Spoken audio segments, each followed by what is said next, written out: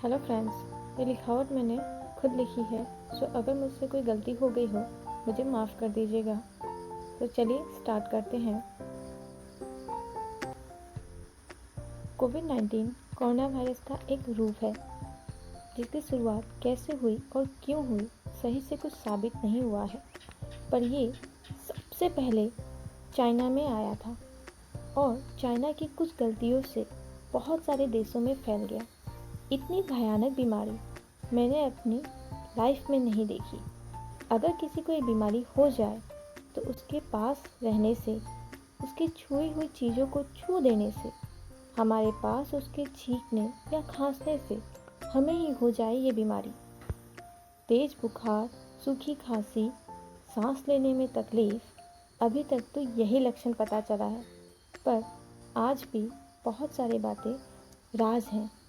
इसकी कोई दवा नहीं मिली अभी तक, पर खोज जारी है। उपाय यही है कि हम एक दूसरे से कम 1 मीटर की दूरी बनाएं, बार बार साबुन या हैंड वॉश से हाथ अच्छी तरह धोएं, हैंड सैनिटाइज़र यूज़ करें, घर से बाहर जाएं तो मुंह में मास्क और हाथ में ग्लोव्स पहनें, बाहर से आकर सबसे पहले नहाएं, फिर घर के अंदर जाएं, पर किसी ज़रूरी काम से ही बाहर जाएं, यूं ही न जाएं। Doctors, nurse, medical staff, police, सफाई करने वाले लोग, bankers, railway staff, media, health minister, chief minister, deputy commissioner और भी बहुत लोग अपनी जी जान लगा दिए हैं इस बीमारी से पूरे देश को बचाने में, और जिनके हेड हैं मिस्टर नरेंद्र मोदी जी, और बहुत हद तक इस बीमारी को फैलने से रोकने में वो कामयाब भी हो गए थे। पर कुछ लोगों की गलतियों से सारे मेहनत में पानी फिर गया। दिल्ली निजामुद्दीन मरकज़ में मार्च महीने में कुछ मुस्लिम लोगों ने अपना एक रिलीजियस फंक्शन किया था। वैसे उन्हें फंक्शन से पहले ही बहुत बार अच्छे से समझाया गया था कि वो ये फंक्शन पोस्टपोन कर दे, क्योंकि कोविड-19 के लिए सिचुएशन अच्छा नहीं है, पर वो नहीं माने और दूसरे देशों से आए लोगों के साथ ये फंक्शन किए, जिनमें कुछ लोगों को ये बीमारी थी और वहीं से उस फंक्शन की बहुत सारे लोगों को हो गई। फिर वो बहुत सारे लोग अपने अपने घरों में गए और वहीं से पूरे इंडिया में तेज़ी से फैलना शुरू हो गया। जब सरकार ने कहा कि ये सारे लोग अपना मेडिकल टेस्ट करवाएं और अपने घरों में क्वारंटाइन रहें, जिससे कि उनकी फैमिली और आसपास के लोग सुरक्षित रहेंगे, तब कुछ महान लोगों ने इसे हिंदू मुस्लिम की लड़ाई बता दी और सबको भड़काना शुरू कर दिया। जो लोग निजामुद्दीन मरकज़ से वापस आए थे वो घरों में छुपने लगे, अपनी पहचान, जगह सब गलत बताने लगे। कुछ जगहों पर तो कोविड-19 वॉरियर्स पर पत्थर, जूते, चप्पल, यहाँ तक कि उनके ऊपर थूके भी। हॉस्पिटल में गंदे गंदे गालियाँ दे रहे थे, गंदे गंदे पोजीशंस में रह रहे थे और न जाने क्या क्या। इतना कुछ होने के बाद भी सरकार हमेशा उनसे हाथ जोड़ के रिक्वेस्ट करती रही कि वो सरकार की सपोर्ट करें। सरकार पूरे देश की भलाई चाहता है और उनके भी। आज कोविड-19 पेशेंट की संख्या बहुत ज़्यादा हो गई है। कुछ जगह पर तो हालात कंट्रोल नहीं हो पा रहे हैं, क्योंकि बाकी देश सिर्फ कोविड-19 से लड़ रहा है, पर इंडिया कोविड-19 के साथ साथ कुछ गधों से लड़ रहा है। जो लोग हिंदू मुस्लिम के बीच लड़ाई लगा रहे हैं, मैं उन महान लोगों से कहना चाहती हूँ, इंडिया में सालों से हिंदू मुस्लिम बहुत प्यार से मिलकर रहते हैं। इस भाईचारे को मजबूत नहीं कर सकते हो तो कम से कम झूठे भड़कावे से इसे तोड़ो नहीं। गलत ठहराना है तो उन लोगों को ठहराओ जो मना करने के बाद भी निजामुद्दीन मरकज़ में फंक्शन किए और वहाँ शामिल हुए। कोविड-19 से लड़ो, आपस में नहीं। सरकार के साथ साथ बहुत सारे लोग गरीबों की मदद के लिए दिल खोल के आगे आए, जिससे जितना बन पड़ा उसने उतना दान दिया। बहुत लोग अलग अलग तरीक़ों से गरीबों की मदद की। आप सभी को बहुत बहुत धन्यवाद। पर कुछ लोगों ने जो सामान जिन लोगों को दिया उनकी फ़ोटो लेकर अपनी दान वाली बड़े दिल हर सोशल मीडिया पर अपलोड कर रहे हैं। आप लोगों से मेरी एक विनती है, आप सामान की फ़ोटो ज़रूर लें, पर जिन्हें दिए हैं उनकी नहीं, उनकी गरीबी और लाचारी का मजाक ना बनाएं। आपका दिल बहुत बड़ा है, वो ज़रूर दिखाएं, पर वो गरीब हैं ये किसी को ना बताएं।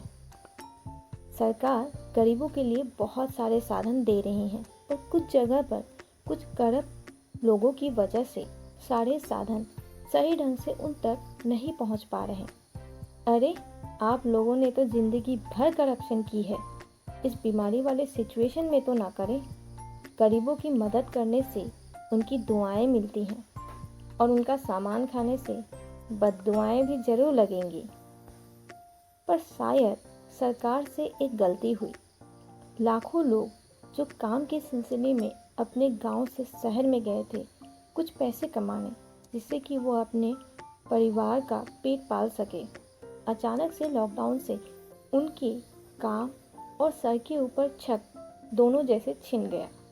सरकार ने उन्हें खाना तो दिया, पर शायद सही ढंग से पहुंचा नहीं। एक टाइम या कहीं कहीं 2 टाइम का खाना मिला, पर आधी पेट और रहने के लिए जगह नहीं। वापस गांव जाने के लिए गाड़ी नहीं। मजबूरी में वो सब सैकड़ों किलोमीटर पैदल ही चले गए। या तो सरकार उन्हें अच्छे से खाना और रहने का जगह देती, या फिर गांव जाने के लिए कोई साधन।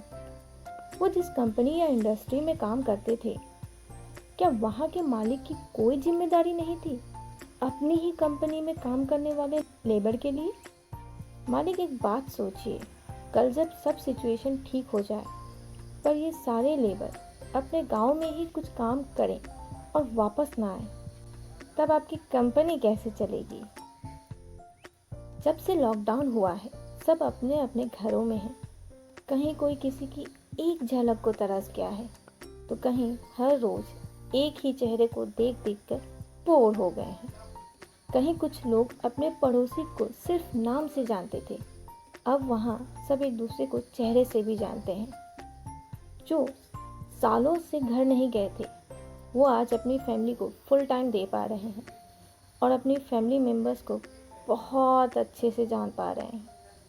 बहुत लोग अपने अंदर के छुपे हुए हलवाई को जगा रहे हैं, अपने अंदर बहुत सारे कलाकारी को डिस्कवर भी कर रहे हैं। वो सारी चीज़ें जो हम बचपन में या ऑफ डे में करते थे, आज वो सब कर पा रहे हैं।